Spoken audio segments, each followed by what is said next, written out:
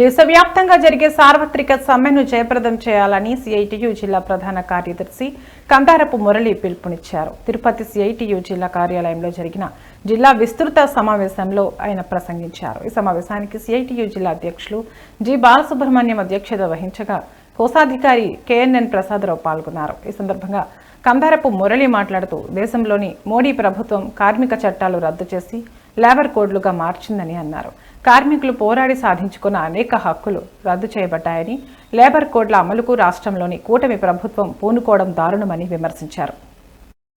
గ్రామీణ శ్రామికుల సర్వే కూడా మీ సహకారంలో 21-22 తేదీలో చేయాలి. ఈ 3 అంశాల మీద ప్రధానంగా మాట్లాడండి. అదే మాదిరి యూనియన్ రికార్డు జరుపుతారు, స్విమ్స్ వాళ్ళు ఎప్పుడు జరుపుతారు, మీ మండలాల జనరల్ బాడీలు గాని మహాసభలు గాని ఎప్పుడు జరుపుతారని తేదీతో సహా ఇయ్యాలి. అది ఇప్పుడు ఏం లేదు, లేదంటే నాగరాజు కోపం వస్తుంది వల్ల ఏం లేదమ్మా, పర్వాలేదా చూడు ఏసీలో గుర్తులు పెట్టినాం, బయట చెమటలు పట్టిపోతున్నాయి.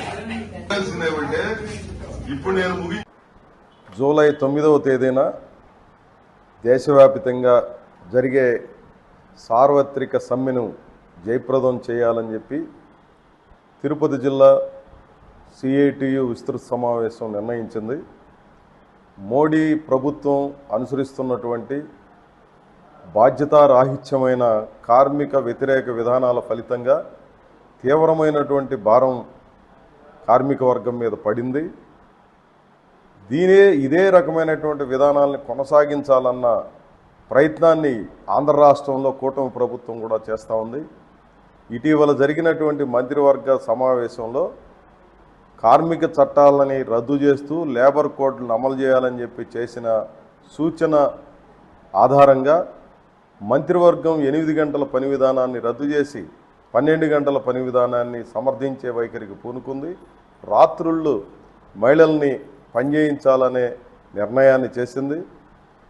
కంటిన్యూగా 5 గంటలు పనిచేస్తే అరగంట విశ్రాంతి తీసుకోవాలన్నటువంటి నిర్ణయాన్ని కూడా ఉపసంహరించి 6 గంటలు పనిచేస్తే అరగంట విశ్రాంతికి ఇవ్వాలన్నటువంటి మార్పుని చేసింది. అదే మాదిరి ప్రతి 3 నెలలకోసారి 54 గంటల ఓటీ అన్న విధానాన్ని సవరించి 144 గంటలు పనిచేయించాలన్నటువంటి నిర్ణయాన్ని కూడా చేసింది. ఇది ఏమాత్రం సమంజసమైనది కాదు. ఆఖరికి మహిళలను కూడా విడిచిపెట్టకుండా రాత్రిళ్ళు మహిళలు డ్యూటీ చేయకూడదు అనే